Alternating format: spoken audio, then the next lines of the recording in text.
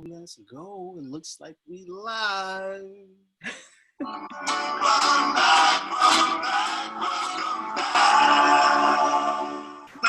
back. Oh, he's gonna make me cry now. I mean, if we're doing this. Yeah. We gonna rock out. Welcome back, everybody who's in the chat. I don't see anybody yet. Give them a little time to get in here. But if you are in here, welcome back to the Pursue Your Passion webinar with your boy, COseezy as the host. Today I have a special friend with me. And she's going to let y'all know about how she turned her passion and took it into a career. Super excited to introduce you guys to help me welcome my guest, Samantha Ponder. I saw a little hesitation with the last name right there because I think it's still not, it doesn't roll off the tongue for you. I was about to say still. I was so close to saying still, but I was like, nope, Ponder, I got it. Chris, I've been married like 8 years now. Okay, it's time. Man. It's supposed to be easier for me, man. The living connection is supposed to happen. I know. You always revert to like the good old days, like how you saw someone during those times. I get it. For real. Sam, what's up, man? How you doing?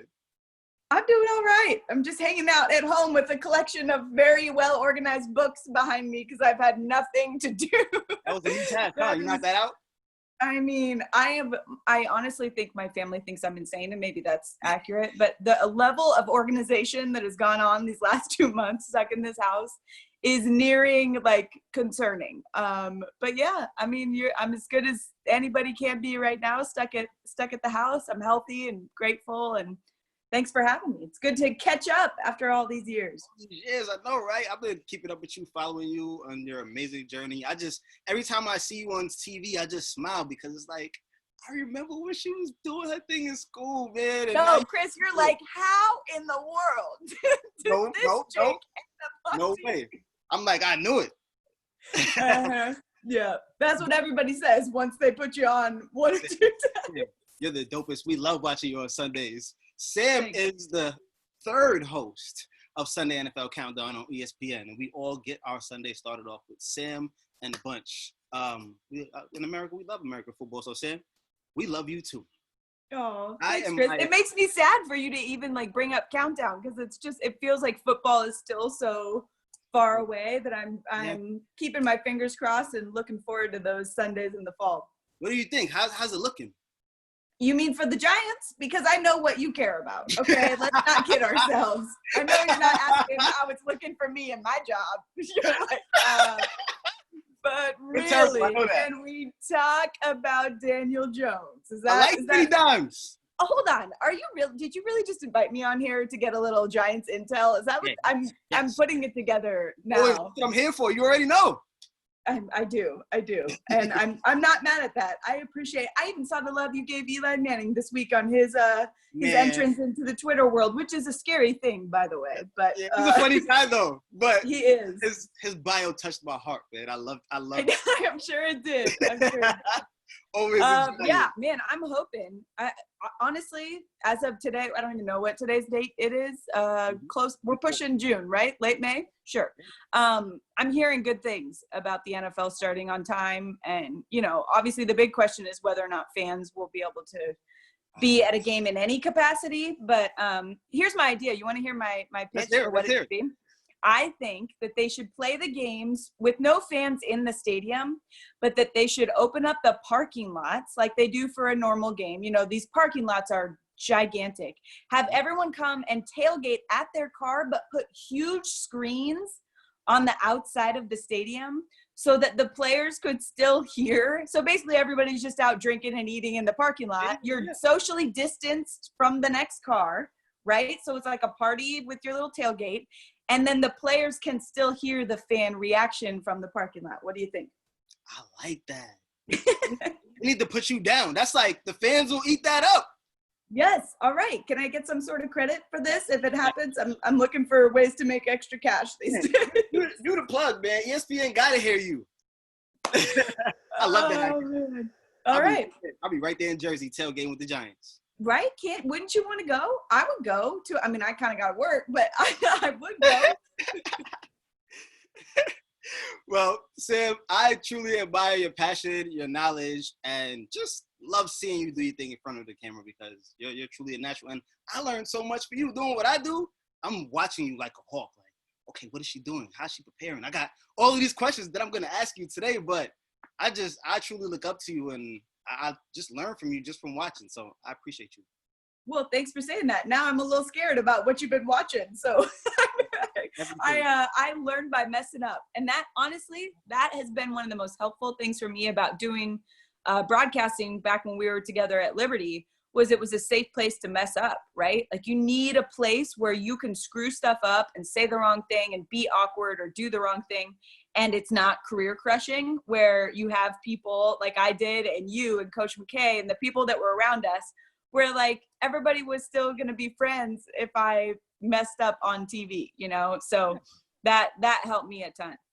Man, I don't even remember seeing you mess up like that, but I thought you used to hold it down all the time. Football, basketball, didn't really matter. You used to do your thing. But I mean, that's because you were over with the team and you couldn't actually hear what I was saying, Chris. Let's not every get game, man. I watched every single game, and I made sure I watched your parts. I appreciate that. I'll take it. No, but it's very important to fall forward for sure. And like you said, getting that experience at an early age where you can kind of just do your thing and then watch yourself and learn from it is super duper important. So I'm happy that you said that. Yeah, no doubt. I got a question for you. Okay. You feel me? You tonight. Sing real low because nobody wants to hear that. What was your dream as a young kid? Well, so in third grade, I don't know if you had this at your school growing up, but we had like a school-wide mile run, and people would like train for it. There was really no reward except for you'd go to like the district mile run, and then it was just something to compete in. And so in third grade, I trained with my dad, and we ran around the block all the time. And I was so excited to win this thing, and I got second place. And wow. I am not kidding you. Which now I see that and I'm like, wow, if my kid got second place, I'd be like, great job, second place. I remember thinking, if I'm not as fast as, I still remember the girl's name, her name was Renee Kane. Mm-hmm. If I'm not as fast as Renee Kane at Madison Simus Middle School in Phoenix, Arizona, I'm probably not going to be a professional athlete someday. I remember thinking that. And I know that sounds like, wow, that's kind of Debbie Downer. But I remember thinking, let me come up with something else. Like, what else could I do in sports? And I kept playing sports. It's not like I just quit because I wasn't going to be a pro. But I remember that's the stage, I don't know if you were like this, Chris, where everybody always asks you what you want to do when you grow up. Yeah. Like, that's the question that adults ask little kids all the time. And side note, that's a lot of pressure to know when you're in third grade. I thought I was going to be a basketball player. Yeah, right. Like that was, and I think that for so many of us, my dad's a coach, so I grew up in an athletic environment. All three of my siblings played all the time. So it was like, you know, I didn't even think, oh, do I want to be a doctor or whatever? It was like, no, you got to be a pro something. And I realized really early, like, all right, I'm above average at sports, but I'm probably not going to be, you know, I didn't come from like these Olympic athletes. Anyway, all that to say, I watched Ahmad Rashad on NBA Inside Stuff. Mm-hmm. And that's one of the reasons I've loved watching all the Jordan doc these last few weeks, because Ahmad's in it so much. And that was like my heyday. Like I would watch everything he did. He was with Summer Sanders or Willow Bay. And I didn't really, like, they were great, but I wanted to be Ahmad Rashad. Like Ahmad was cool with all these guys. You could see he would get real answers out of them. He didn't talk. He didn't have to say everything perfectly. He would just talk like a regular person would talk. Yeah. So I wrote down in third grade after that race that I wanted to be a sports broadcaster like Ahmad Rashad, and wrote a paper about that in third and in fourth grade. And so, yeah, that was kind of the dream from the very beginning. Wow. And you made it happen. Wow. Hello, everybody. I'm Ahmad Rashad. And that is I love Ahmad too. So you saying that got me hyped because I'm like you, Saturday watching that Inside NBA stuff. Yes. And how he was just Chris, he came up to me. Oregon was in the national championship years back, and I was calling the game for college football. and he was on the sideline and I didn't see him, and he tapped me on the shoulder. This is a ridiculous shout out just to make myself feel good right now. But he taps me on the shoulder and I turn around, and for me, I mean, there's like Justin Timberlake, like all these like super famous people at these games. Yeah. For me, that was like, oh gosh. I turn around and he puts his hand out to introduce himself. And of course I'm like, look, man, I know who you are. I know everything about you. And he goes, no, I just wanted to tell you, I think you do a really good job and I'm a big fan. Chris, I could have quit right then. I was like, I don't need to ever do anything else in broadcasting again. And he may have completely made that up, but for me, that was like a full circle moment for me. It was really cool. He wasn't lying. We all feel the same, but like, I can't. That's like Michael Jordan coming up to a young ball player, telling him he's them that does their thing. Like, that's dope. I probably would have fainted too. It was fun. Bring me back to the earliest days of your sports journalist career. Where does it all start? Well, when I was in high school, so I went to Central High School in Phoenix, and they let me speak at graduation, not because I was smart or at the top of my class, but just because I wanted to give a speech, you know? Who wants to give a speech in high school when they're like not the valedictorian? And so I wrote this speech, and I was getting ready. I went to a big inner city high school. It was like 5,000 kids, and the principal's up there on the football field announcing who's coming up next for graduation to speak. And she says, up next, you'll see her on ESPN in 5 years, Samantha Steele. And I remember my heart like pounding. I was like, 5 years? Hold up. Like, that's 1 year out of college. Like, how am I gonna, I still didn't know. I mean, I didn't have a bunch of scholarship money. My parents weren't gonna pay for my school. So I remember that panic setting in of like, man, how am I gonna make this work? Well, I got a small amount of scholarship money, but my big dream was to go to New York City and essentially just try and get an internship. I knew all the networks were there. And look, none of this makes sense. Now, as an adult, I would not advise a young, 17-year-old girl, like, hey, go to New York City. You don't know anybody and you don't have any money. Good luck. Like, you just make it happen. But for me, I figured, why not start there, try and get internships at these big networks. And then if it doesn't work out, come back home and go to Arizona State. They've got a broadcast journalism program there, all that. Anyway, so I moved there 2 months later after high school graduation. And just, got as many credit cards. This is not good financial advice, okay? Got as many, like, $250 limit credit cards I could get. And I got a job as a hostess, like not a TV hostess, let me take you to your seat hostess at the ESPN Zone in Times Square. Oh, that's the popular one. Oh, it was, and the fact that it shut down, I mean, I still a little tear about that because that place was insane. It was always packed. We always had like a 2 or 3 hour wait, but that's how I just started making connections. And then you meet somebody who knows somebody who knows somebody. And eventually I got an internship at ABC Sports in the research department. And so my job was every Saturday on the college football studio show on ABC to hand research cards to John Saunders and Doug Flutie and Craig James and all those guys. And that literally ended up being like what I did years down the road. So it was just kind of getting that foot in the door in the beginning. And then from there, you know this, Chris, because you're so good at this. It was all about relationships. Yeah. It was just connecting with different people. Like you can go to school, and I was going to school at the time, but I never went for sports broadcasting or journalism. You can learn all the stuff on paper, but if you're not able to relate to people and connect with them, a business like this is really hard to stay in for any sort of, extended period of time. Mm-hmm. Man, you sounds like you spoke it into existence and you knew what you wanted. So going out to New York was only half of it. Since you knew it and you got to go out there and kind of feel your way out for what you loved, it came full circle to you. That's what it sounds like. Yeah, I wasn't scared of scary things, like that's something that my parents did a really good job of early on. Like I would feel the fear or the anxiety of like, oh, I'm going to New York by myself, or oh, I'm stepping into this office at ABC where there are executives, like I'm some nobody scrub, you know, I have no connection. It wasn't like I was like, oh, my dad was, you know, a broadcaster, or I have a friend. I had nothing. There was no connection. It was just, hi, I'm Sam, and I'm here now. Like, I really like sports and I want to talk about them. But what I realized is that freed me up to do scary stuff. That I took that feeling of being intimidated or not enough or insecure, and I just kind of pushed into it instead of trying to avoid it. I was just like, yeah, it's going to feel awkward and it's going to feel uncomfortable, and I'm going to feel like I don't belong and I'm not good enough, but I'm going to do it anyway. And that's kind of been the story of my career. Even now, like when I took over for Chris Berman on Countdown, I was like, there are still days, this is my 4th year hosting Countdown after Chris. And like, I'm telling you, there are still days where I'm like, am I being punked? Like, it's just, are we sure they know?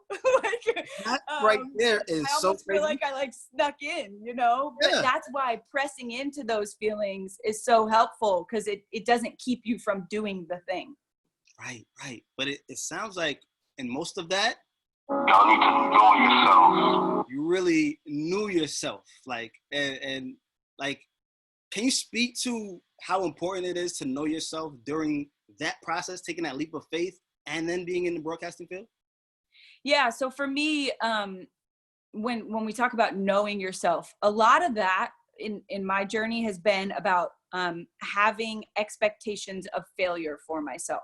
Like, I think sometimes when we try and define ourselves, especially really early on in life, which is something I tried to do, and growing up in a Christian home, you know, I was always told like where my identity should come from and this is who you are. But I still had questions about like, okay, wait, am I smart? Am I pretty? Am I good enough? I didn't know. We use so many other people's opinions to inform ourselves of like, who am I really? And so what I decided to do, and I don't know that it was necessarily a conscious decision, but this is just kind of the way I operated, was whether it was going into broadcasting or just moving to New York or anything that felt big, I just decided that I would expect failure.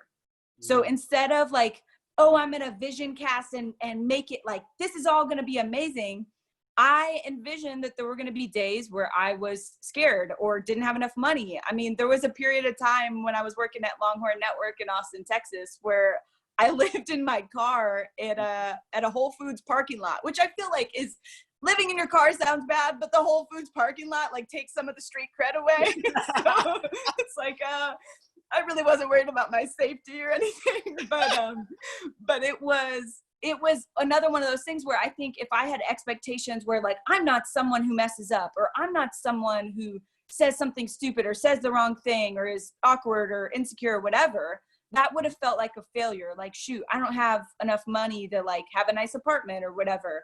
Instead, I saw it as like, this is a part of the story. Like, this is gonna be a great story someday. Today, it's not so much fun, but eventually. And so I think when you do that, when you lessen those expectations of perfection, you free yourself up to really be present and experience whatever's in your world right then. Because now, and Chris, you know this, you look at all these super successful people, and what do people always say when you ask them about like, oh, what time of your life do you want to go back to? It's always like, oh, when I was an intern and I didn't realize how good I had it, like back when we were all on the street together and we were all just, you know, no responsibility. If you can harness that when you're in it and appreciate just being the girl like I was, who was, my job was to get coffee or to just kind of help out. If you can really be okay with who you are in those moments, man, to me, that's living freely. And I didn't always do a great job of that, but that's helped me along the way. Everything you said kind of goes towards trusting the process. And I'm a big believer that life doesn't happen to you, but it happens for you. Can you speak on the importance of trusting that process? Yeah, I think that's one of the hardest things in our culture, because we are such a results, like everything's about results, you know, like what do our kids want to be when they grow up? Like basically a title that they get. So we create an environment where what matters is your resume. And I don't know about you, but I've never been to a funeral where they read somebody's resume. You know, like that's not what we do. We tell stories about them, right? We tell stories about the impact those people had on our life and what we're going to miss about them. We're not like, oh, he was super rich. And, you know, like that stuff doesn't matter at the end. So to me, it's trying to constantly remind myself. I mean, my house, it looks crazy if you don't know me, because I have chalkboard walls like all over my house. People are like, we get it, you have kids. I'm like, no, it's for me, because I have to write reminders. All over my house is just like scribbled reminders, like be all here, wherever you are, be all there. Like all these things to remind myself of being present in the process. Because if I don't remind myself of those things, I'm one of those people that's like, all right, what's the next dream? You know, once I got to a certain level in broadcasting, it was like, well, now what? Like, I got to come up with some next thing. And if you're not careful, you'll just get on that hamster wheel and nothing will ever be enough. So to your point about trusting the process, like that life is in the process, you know, like that's why in my opinion, that's why so many super successful people are really lonely. Because what happens is like you rush to get there, and then you get there and essentially you become isolated because one, you can't really relate to regular people anymore. You know, like when everything's amazing and I have everything you could ever want, a regular person doesn't relate to that at all. But then also when you lose that drive, that like go-getter attitude, and it becomes like, well, now I have to be super successful in the next thing. It's just never enough. You know, like it never satisfies. If you would have told me as a college student or even in my early 20s, hey, this is what you're going to have, even in the next decade, here's what you're going to have, here's what your life's going to look like, I would have been like, well, sweet, I'm good then. And what happened was I got all that stuff and I had never been more insecure.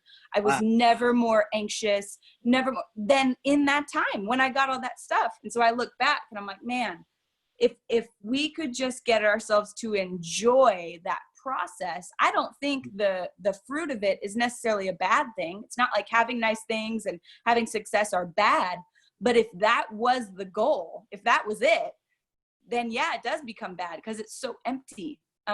So I think it's really smart. Like what you're talking about is so important because, as you know, like it's great to have goals and dreams and passion, but if you don't have, my dad used to always say to me, then what?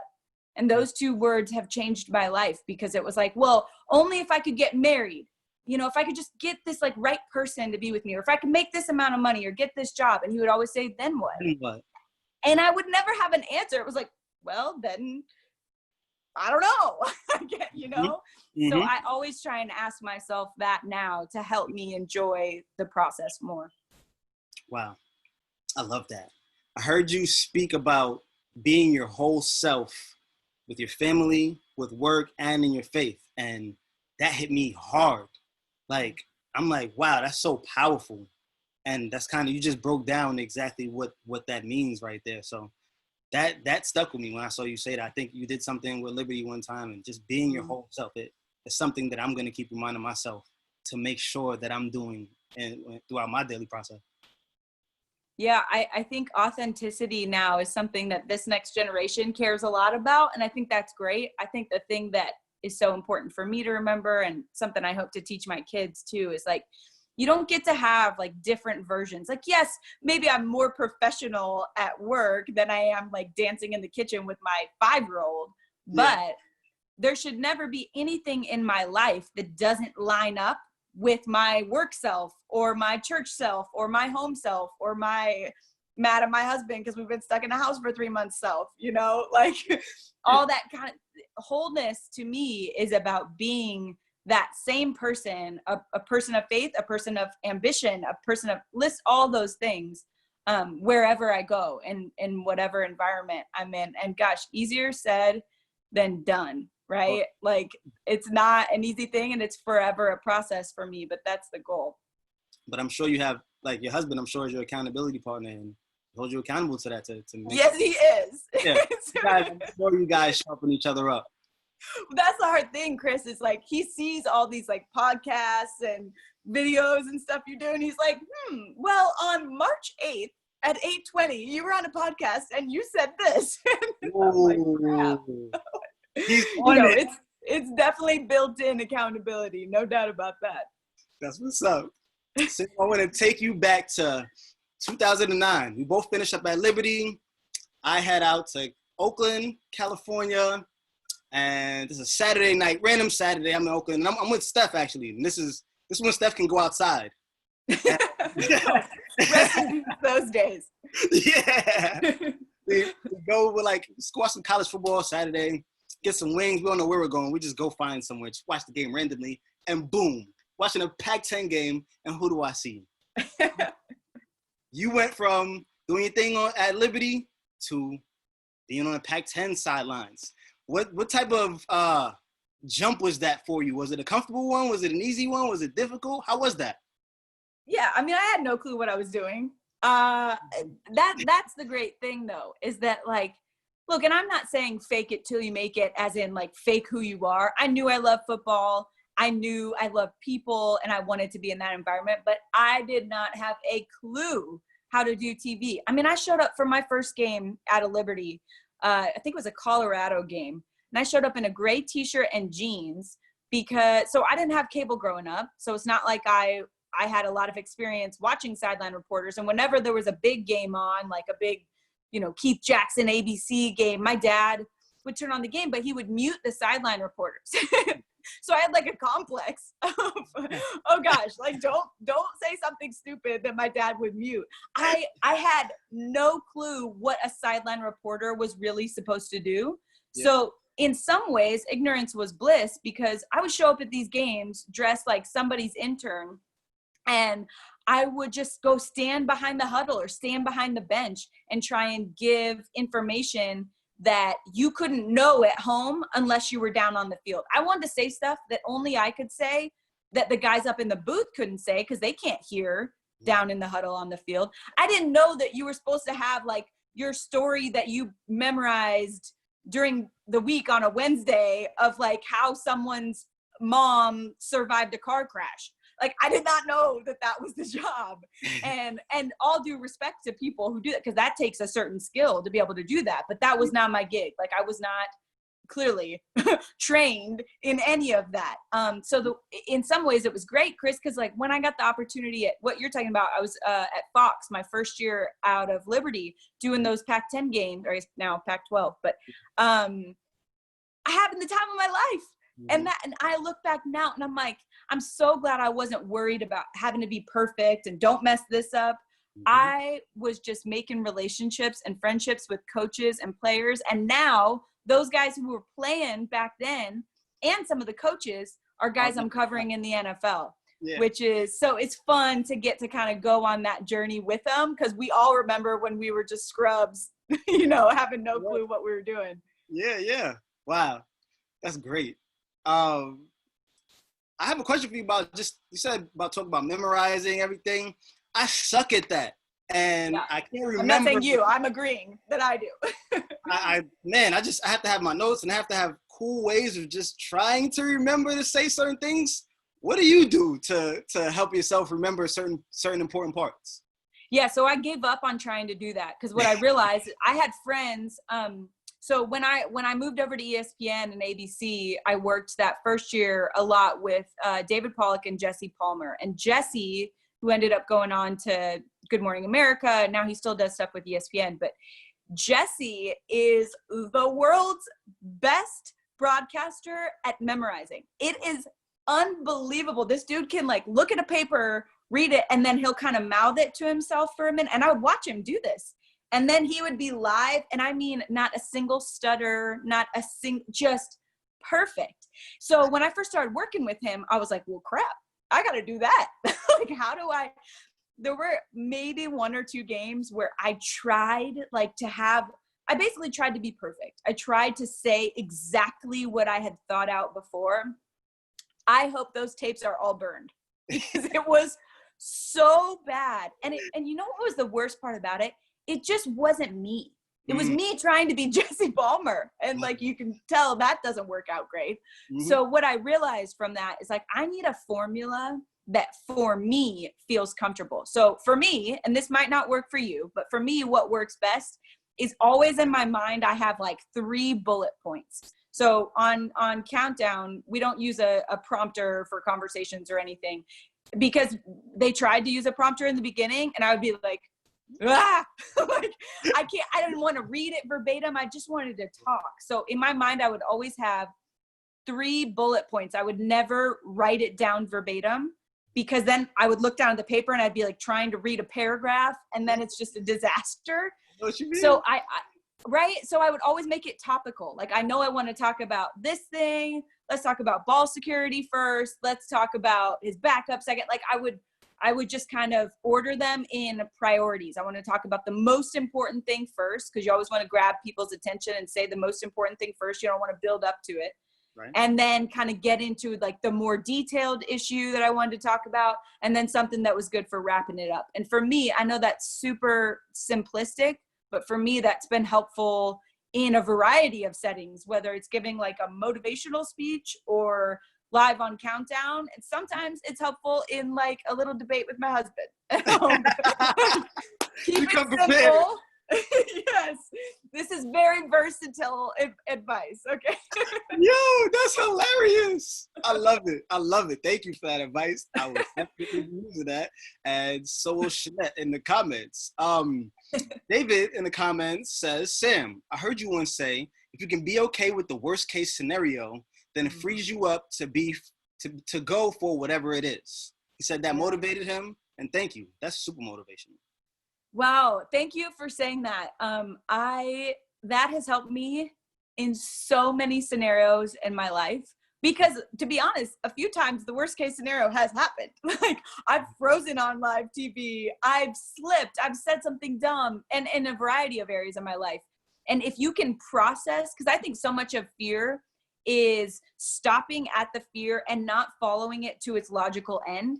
So we say like, oh, I'm really afraid if I mess up, I'll use in my environment, if I mess up this sentence on TV. So we stay in that anxiety and fear, like, oh, I don't want to mess up. I don't want to mess up. And what I realized I could do is I could visualize, okay, here's what it would look like for me to say something stupid or say the wrong thing.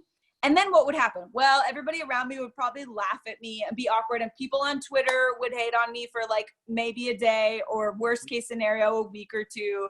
And maybe people would give me a hard time every now and then. But like, I'm okay. I am fine. Like, that's not, and even if it got worse and then maybe you didn't get your job, I would always come to the conclusion, well, I'll do something else. I still have people that love me. You know, come to those basic conclusions that always help me kind of press into those scary situations. So thank you for saying that. Yeah, shout out to David. And it sounds like it goes back to knowing yourself once again, being secure. You mentioned this before. Yes,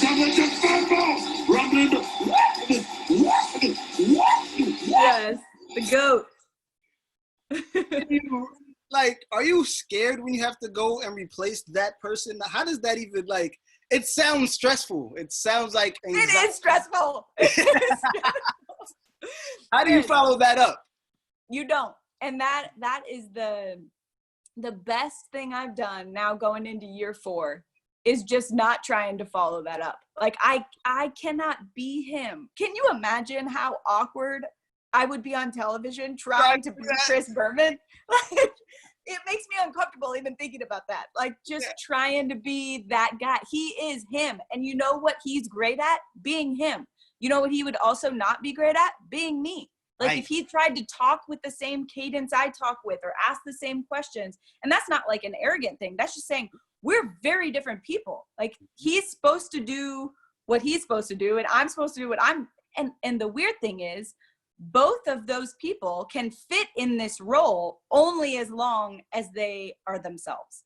Every Sunday when I walk into the studio, Chris, there is a plaque, like a very fancy plaque on the studio door that says Chris Berman and Tom Jackson Studio. Like, the man's name is forever on the studio. And I walk in, I like pat it like the Notre Dame play like a champion today thing. Like, all right, give me some of that. Like, let's see what we come up with. But it's humbling in the true sense, not like, when it always confuses me when people like win an award and say, oh, it's so humbling. I'm like, how is that humbling? That's actually building you up. But I digress. It's very humbling for me every week, because it's a reminder, like, this is a guy who did this job since the year I was born.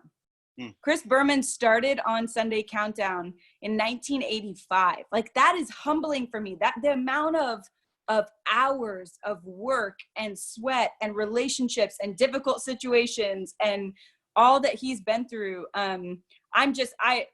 If nothing else, it makes me super grateful just for the opportunity to sit in that seat and try and not do it the same way, but try and do him justice, you know, like make him, and that's been fun to interact with him over these past years. I mean, whenever he sends me a text after a show, like, it's such a good feeling, because, you know, it's important to me that I take care of his baby, you know? Like, yeah. Wow. Well said. I mean, that, once again, I feel like there's certain themes here, and that goes right back to, once again, being your whole self. Yeah. What advice were you given along your, like, throughout your career that sticks with you? You got advice early in your career, but it sticks with you even to this day.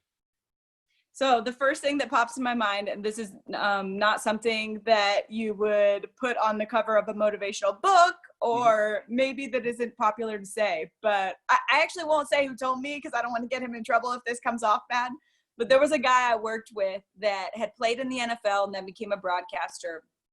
And really early on, he was really successful in broadcasting right after his NFL career.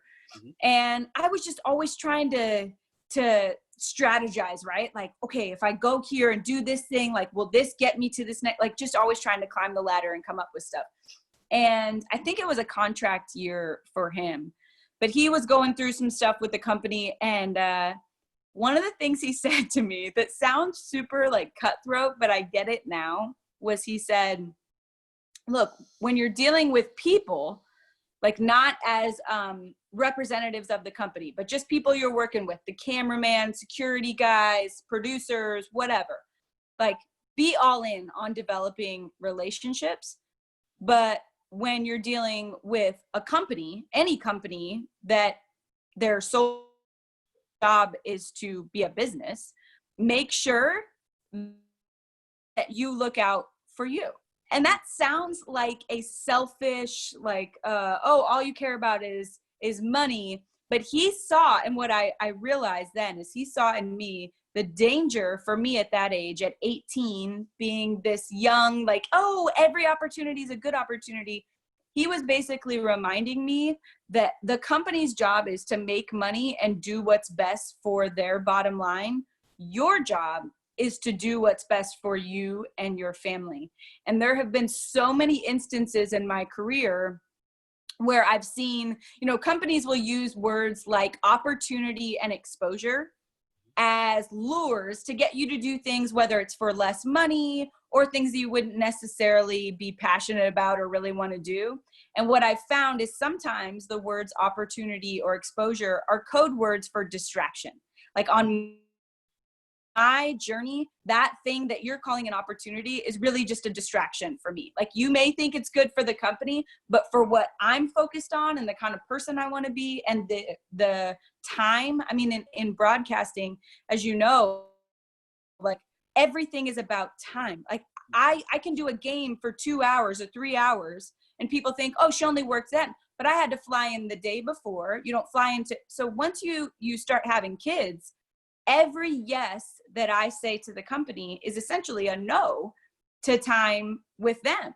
So I've always remembered what he told me back then, because it was basically like, if you become the yes person, and I know we're in a culture now where we're always encouraging people, like, say yes to opportunity and lean in and do all these things. Like, that's all great until you get to the quote unquote top and you don't know your kids.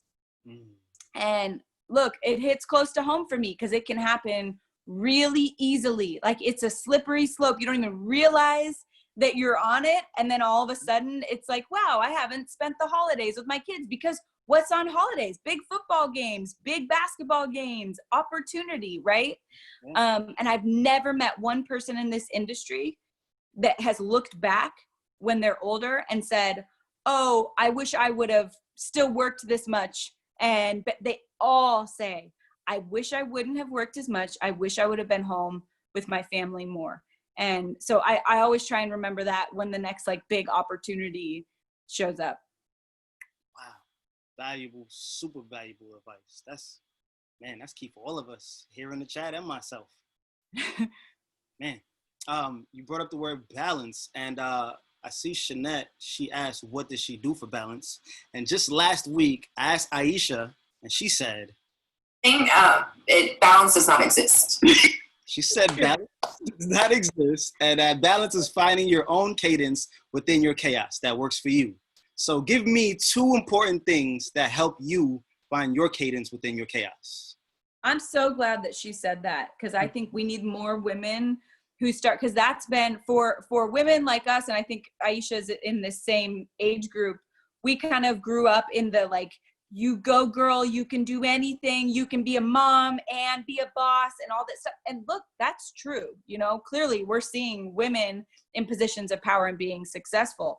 But the notion of balance, that somehow you can keep things with completely different weights on equal measure, like it's impossible. And at the end of the day, when you ask someone, if you asked Aisha or you ask any parent or person who cares about their family, if you said, what's more important to you, work or family, every single person is going to say family, and it's not even close. But then when you look at how we spend our time and our money and it gets confusing, right? Because like, I want to commit, and I struggle with this, because it is, especially right now when it's like, okay, we're all stuck at home with our families, let's come up with a new dream or a new business idea. There's so much temptation to kind of throw yourself back into that instead of slowing down and just being with your people. And maybe that's easier for some people than it is for me, but I'm immediately thinking of like some new venture or some new thing. And that's not all bad. It's just, it doesn't create the life that I say I want. I say I want to be close with my children. I want them to know me, and I want to know them. I want to have a level of intimacy and connection with my husband that doesn't go away when the kids are out of the house. You know, these things that I say I want that I cannot have if my time and energy and anxiety and worries and all that are about work. So I love that she said that. I think the more that we preach that balance is a myth, it really is. Like it's not coming, because I think for a lot of parents, you do all this and then the kids are out of the house, and then you're like, well, now what do I do? You know, one way or the other, it's not going to ever like be perfectly equal. So I think to kind of what I was saying earlier about myself, like expectations are the key. Don't have expectations that you're going to find some perfect, ethereal, like angel mom balance where everything just feels great all the time. My best advice I've gotten in this area is just be where your feet are. Like if you are at home, be all home. Like don't be on the phone. We created a Sabbath day in our family for that very reason. Because we're like, we at least need one day a week where we don't even look at our phone. Like my phone is just off. So that we can be fully present with our kids. And then when I'm at work, I'm not the mom that's like, how's it going at home? Worried about home. Like, no, I am just at work. So that's worked for me, but obviously everybody has different situations. I love that. Be where your 2 feet are. Yeah. Wow. I love that. So they say, I read a stat that says 70% of women think that society doesn't encourage women to play sports. How do you help in being a change to encourage women to play more sports? Well, I think one, it's really important, even if you're not going to go into sports someday or not going to play professional sports. For me, being on teams since I was 4, created and developed social confidence and so many attributes that now I can see the value in, just like in being able to work with a team, in dealing with jealousy or conflict. Like everybody's been on the team, or at least most of us have been on a team where like there was somebody on the team that was just better. You know, like what do you do with those feelings on the inside Do you resent them and do you talk trash about them when they're not around? Or do you work hard to get better? Are you someone who can encourage other people and cheer them on even when they're better than you? Those type of lessons, when you start learning that at 4 and 5, that can change your whole trajectory, and not just in like the exact job you do, but the way you relate to people in whatever field you go into. So that's super important. It's the reason that even if my kids, you know, both of their parents were very sports minded, and, you know, our lives have kind of, I mean, we've gained so much just from the sport of football. We don't really care if our kids go deep into football and like are super obsessed with that the way that we were. But we do care that they play sports when they're little, because we think that value is there. Even if they just want to play piano when they're in college and beyond, that's fine. We'll encourage that. But the qualities it develops when you're young are so important. But for me, the thing that I do outside of just having my own kids involved is just showing up. Like, I think seeing the visual of a woman on that set, it doesn't have to be me, it could be somebody else, is powerful for young people. I know it would have been for me. I know whenever I saw, if it was Summer Sanders or Willow Bay, that there was a woman that had a seat at the table, then I knew like, oh, that's a table I can sit at. And it doesn't mean that just if you don't see it, it's not possible. We've seen people break down barriers, but it's a whole lot more likely if you can see someone do it ahead of you. So that's kind of why I feel pressure in some ways, because I do want to do a good job of representing well. I don't want to be someone that's just there for me and just concerned about how I look or if I'm saying something perfectly. Like, I want to be someone that can encourage young people that, hey, like, you don't have to, one, have played in the NFL to love it. You can be a woman like me who grew up, I cared more about throwing a spiral than I ever did about Barbies, and there's nothing wrong with that stuff. That was just me. So this was being true to myself to continue on in this field. I know there are a lot of young girls out there that grew up the way I did, and I think it's important to just have a seat at the table. Yeah, you definitely give me the Cheryl from Remember the Titans vibe. That kind of was my life, but she had better hair. But that was my life. Imagine. And it's so great to hear you speak like that. You got 2 daughters who are looking up to you. So it's amazing to hear you say those words and to be that example to them. That's what changes things, Chris, is when you have, for me, having daughters, that now I'm like, well, crap, I don't want them to do this way. I don't want them. I mean, it is, you talk about accountability, the accountability of, would I want my daughters to hear me saying this? Would I want my daughters to do this themselves? Here's a tricky one. Would I want my daughters to think this way about themselves? Like, whenever I'm getting insecure or thinking I'm not good, I mean, I'm at the stage right now where female broadcasters start getting old, right? Like, when the first few wrinkles creep up, it's like you're straight to the Botox room or you're straight out the door. Like, it's, there are not a lot of options here. And every time I've been tempted, whether it's to change something about me physically or whatever, to just be insecure about it, the first thing that pops in my mind is, what would I want my daughter to do when she's mid-30s and getting insecure about this stuff? And every time, we all know the answer. I would want my daughter to know that she is loved and valuable just as she is. She doesn't need to change a thing. And so it's so humbling, really, every time I go through that process. But you're right, having those little eyes looking up at you, it changes a lot. I'm sure. Now, you guys are the dopest sports family. Your daughter's name is Bowden? Yes, so she barely knows that because that's just her legal name. She goes by Scout from To Kill a Mockingbird. But she does, sometimes she sees Bowden written on like a blanket we were given when she was a baby, and she's like, what's this? I'm like, we should probably tell you your name at some point. You're 5, so you should know. Wow, that's hilarious. Can you talk about why you guys named her Bowden? Well, so people always think it's because my husband, Christian, was a quarterback at Florida State. He played for Bobby Bowden, legendary head coach there, his freshman year, and was recruited by Coach Bowden. But the thing a lot of people don't know is that Christian's dad also played for Bobby Bowden. I mean, that's how long he was the head coach at Florida State. his dad played for him. That's where his parents met. Bobby Bowden has meant a lot to Christian's family for a long time. But the crazy thing is, it was actually my idea to name her Bowden, not because he was a great football coach, which he obviously was. Anytime I was around Coach Bowden, talked to Coach Bowden, or met anybody else who knew Coach Bowden, they would say the same things. Coach Bowden made me feel like I was the most important person in the world.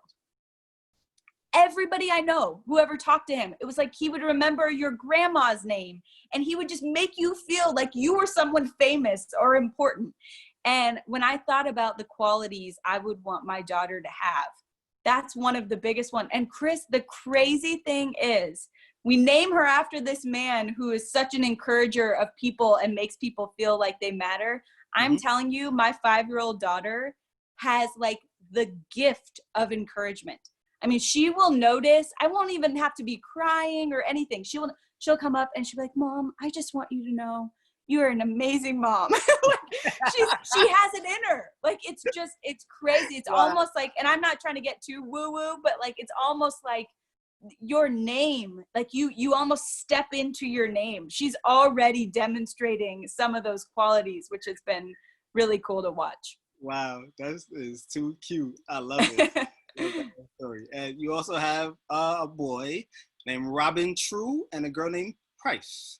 Yeah, so our son's name is actually, his first name is Robinson, and we named him after, which is crazy because I grew up a Suns fan, and so I hated the Spurs and the Lakers, but I always loved David Robinson. David Robinson for me was just like the gold standard of, this is how you want to do it. If you ever get to that level in anything, do it like that guy does it.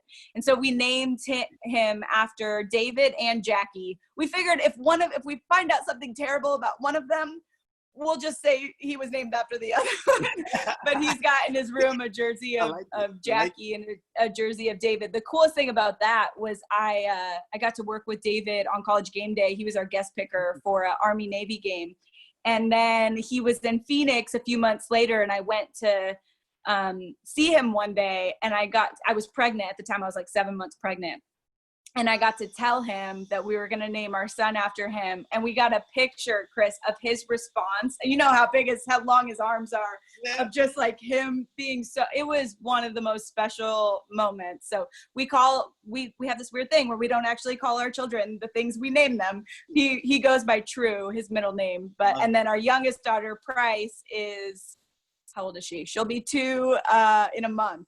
So 5, almost 3, and almost 2. So this is a vacation. That's why I keep talking, because I'm like, Chris, let's make this last as long as possible, because there's a circus down the hall.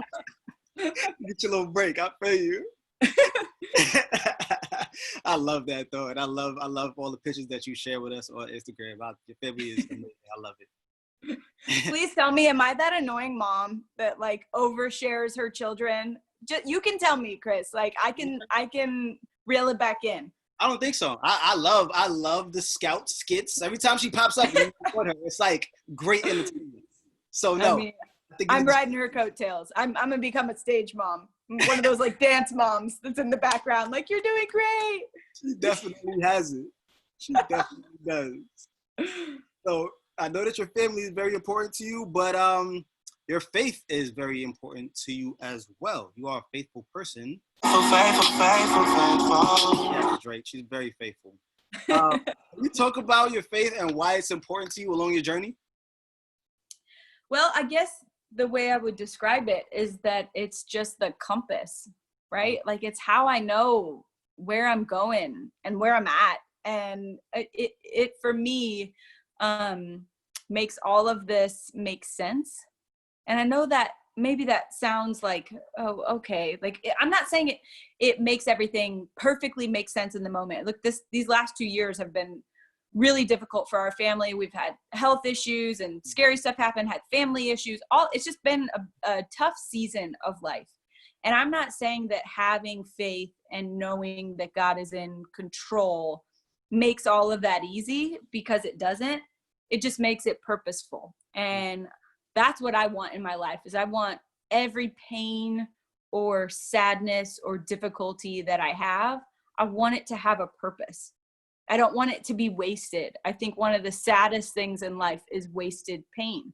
And I don't think any of it is, but when we think it is, you know, when we're like, that was for nothing. And I'm not saying that God wants bad things to happen to us, but for me, it's helped me to make sense of why we go through seasons of difficulty and struggle. And just giving me hope. Like, I don't know about you, Chris, but as I get older, I'm like, I remember growing up in the church, people always talking about hope and hope for this. And I'm like, things are good. What do you need hope for? Like, I have, you know, just the concept of hope didn't really mean all that much to me because I didn't see a need for future hope. It was kind of built in. Like, I felt hopeful because I was young and vibrant and everything's going to be all right. Well, then life hits, you know, and having hope that this isn't it.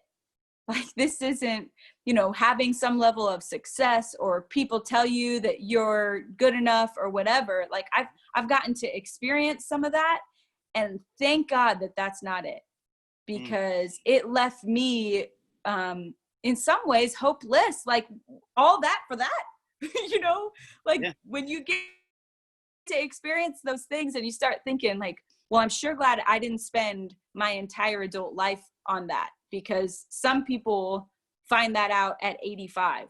And then the pain of regret and wasted time for me would almost be too much to bear. So the hope that this isn't it, and that there is purpose behind all of this, that kind of,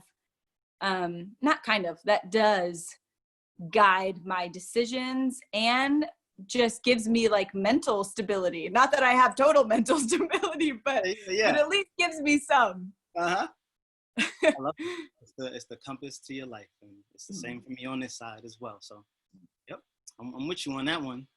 I want to take you back to Countdown and ask you, what is your favorite part about working with these legends? You got Randy Moss, Charles Woodson, like what?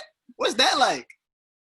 It's insane is what it's like. I mean, there are moments. So I had to bring Scout, my oldest, with me to work this last season. I've brought her a few times to Countdown, but I had to bring her one time where I didn't have any help. Like, I couldn't bring my mom with me. I didn't have anyone to watch her. So the paranoia of being on live television for 3 hours with, like you said, these legends, like Hall of Famers, and knowing that my 5-year-old daughter is sitting like 10 yards from the set. And sometimes she gets really excited about like some Disney princess and can't wait a second to tell me. So I had the anxiety the entire show, like, please don't let this child just run out, you know, with like, I got a story to tell. And I'm telling you, the sweetest thing, you know, everybody has their perception of like who Randy Moss is, and you know, he's just legendary in so many ways, both athletically and just from his personality. During commercial breaks, Randy would get up off the set, like normally you just sit there. During commercial breaks, he would get up and go and stand in this corner and talk to my 5-year-old. First of all, I had no idea that Randy Moss knew so much about Paw Patrol, so that was a shock. But to this day, she is always like, oh, Mr. Randy, yeah, he really likes Rubble. You know, like she had this connection with him. And all that to say, what I love the most about the guys that I work with is these are good people. And as you know, like, whether it's very successful people or regular people or whatever, everything depends on the character and the quality of the people that you work with. Like, I've been in settings where it looks very glamorous and everybody's getting along, and then the lights go off and it's not the same. So Countdown for me is like, it's become a family. And I really, and that's one of the reasons I just really hope everything kind of goes back to normal this fall, because that's what I would miss the most. Wow, that's so dope. Randy's my guy. I love him. That's my favorite player. So he's awesome. I hope to hear that. One thing I noticed about you over all of these years is that you always have great chemistry with the people that you work with.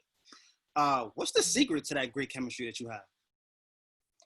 I think it starts with not taking yourself too seriously. So one of the things that's always important to me during a commercial break is like there are people in TV who get so anxious and worried about themselves not messing up that they suck the life out of the room. And I've been in those settings where like the person you're working with is so nervous and so scared that it almost like it's contagious.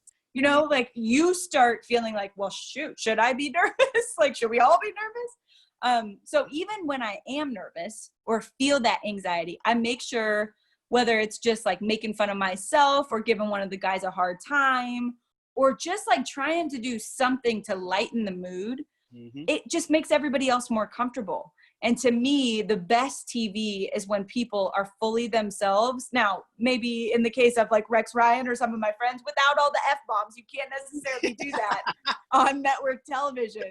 Yeah. But it's best case scenario for the show, for everyone to just feel like they are relaxed. Because when you're watching a pregame show, it's the reason why when I was on College Game Day, I think that show is so great, is because they're just talking.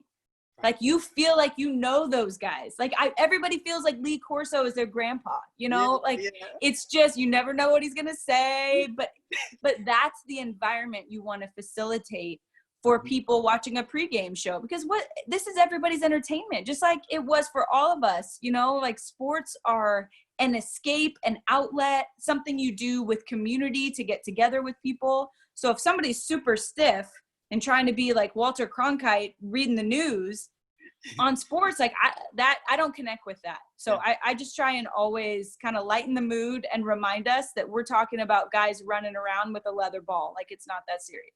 I'm with you on that. I feel you. I'm the same way. I love just bringing a whole bunch of energy and just good vibes to the situation, because it's a contagious thing, I feel like. And if everybody's on that, then we can have a lot of fun.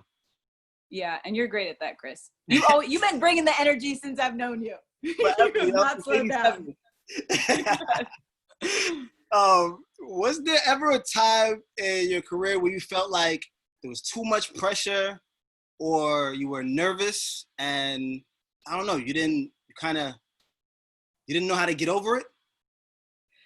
Yeah, I mean, look, in terms of being nervous, this is probably the number one thing I get asked from young people in this industry is like, oh, do you still get nervous? What do you do with the nerves and like the anxiety of it? And the answer is yes. Like, look, we were in Miami for the Super Bowl. I'm hosting the pregame show for the Super Bowl a couple months ago, which feels like a lifetime ago. But, and I'm about to welcome people to our set and South Beach and all this stuff. And I had this moment of like, oh crap, I think somebody messed something up, because how am I here? You know, and you get all of those feelings of doubt and insecurity and all that. I know this is the dumbest, like little suggestion, and it sounds so elementary or stupid maybe, but my mom used to text me before every game I did back when I was doing games that like 3 people saw. And she would always say, the text would always say the same thing. It would just say, remember to smile. And I'm telling you, there is something that I actually did some research on this, because I was like, this is weird how the difference that this makes. There is something physiologically, and you are a prime example of this. When you smile, like when your face makes that motion, it changes something in you, even if you're not feeling it on the inside. So when I get the most nervous, you'll be able to tell now, you're watching Countdown, you'll be like, this chick is smiling way too much. It's probably because I'm nervous. Because what I realized is it reminds me, one, that I should not take this whole thing so seriously. Like the worst that can happen is I suck at TV. And you know what? If that's the bad thing people have to say about me at the end of my life, that I sucked at TV, so be it, you know? The other is just gratefulness, like how awesome. I mean, and then I started looking around the set and I'm like, what? Like, how did God let me do this? Like, why am I more deserving than anybody else? I don't think I am. And so it's this reminder to my body, my nervous, anxious, insecure body, like, no, you don't get the final word here. I am not a slave to my feelings. Like, I do not have to act out how I feel on the inside at all times. I can change that. And I feel the difference when I do that. So I know that's a very simplistic answer, but I smile. That's what I do. Don't forget to smile. Man. Okay. That works. It's funny because I'm the same way. If I'm I'm in a spot and I'm kind of lost or mixed up, I'll just giggle and laugh at myself. And I may even throw it out there that I just messed up, but we're back on track now. So I think the laugh kind of lightens up the mood, lightens up the crowd's mood and everything. So just like you said. Yeah.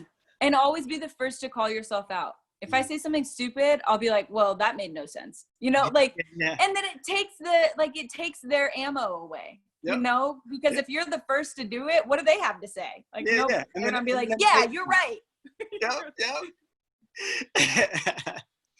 So, Sam, what has been the most important lesson that you've learned on your journey? Whew. I think, gosh, there's so many because I feel like I'm stumbling through all this thing. But the thing that stands out to me most is just to remember that it is a journey. You know, that there's not like, hey, if I can just get this job, then all my problems will go away. Like, no, it's okay. It's okay to mess up. It's okay to not really know. I mean, there have been seasons of me doing this job where I've been like, is this the right thing for me? Am I good enough for this? Did I choose the wrong career path? Like, it's okay to have seasons like that. There are seasons in life. And for me right now, realizing that this is probably a season for me where I need to focus more on my family. I've got 3 little kids that need constant attention. If you can hear banging on the door, that is them. Like, constant attention. But remembering that it is a journey. It is not like about just racing to the top and seeing who can get there first. It's super lonely up there. And then you're just looking down at people and nobody wants anybody looking down at them. So I think that if I could have grasped that earlier on, I think it would have taken some of the hurry away from my journey, and I think that would have been a good thing. Wow, that's great. That's big time for me, and I'm sure it's a big time for everybody else in there. And if I could say I learned anything, I definitely want to remember to always remember to smile, keep my be where my 2 feet are, don't take yourself too serious, have 3 bullet points before you get on. I mean, you have an incredible memory. I don't even remember saying these things. So that's impressive. I wanted to make sure that I took so much from this because I admire you so much. And I'm sure everybody else that's in here admires you the same way. So thank you so much for giving us these gems for us to continue to pursue our passion. And once again, Sam, I can't thank you enough. So much love to you. So much love to Yellowbrick for making this happen. But wait, hold up real quick. I just want to say, Chris, and I know you, I'm not trying to embarrass you, but like, I've known you for what? We're pushing like 10 years now. Yeah. Chris, you are forever in my life one of the best I've ever seen at building people up. Like, wow. You are I don't know if it's natural. I don't know if you came out of the womb like this, but you make people feel like they matter. And you are the best example I got to see in college. And now I've watched it from a distance at always coming in with a smile. So that was not new for you. Like, that's something you've been working that angle for a while, but making people, you're not the person in the club who's looking around. If that makes sense, you know, Never. Like, you make people feel like they matter. And I think it's one of the best qualities a human being can have. So thank you for being a good friend. And thank you for having me on. I'm always looking up to you. Wow. Thank you so much for those words. You got my sister hype in the chats right now. But I really appreciate that, Sam. We go back so far, and to watch you get to where you are today is truly inspiring. So thank you once again for joining us and inspiring everybody in here. And you already know we're going to keep up, and I'm going to keep showing you. Yes, just don't ever tell any of my college stories, okay? Really. Right here, stuck right here. And only me and whoever knows. That's it. Very cute. Let's keep it that way. You're the best, Chris. Guys. Once again, shout out to Sam. Sam, thank you. All right, Chief. Peace out. We out of here, baby. See ya. Bye.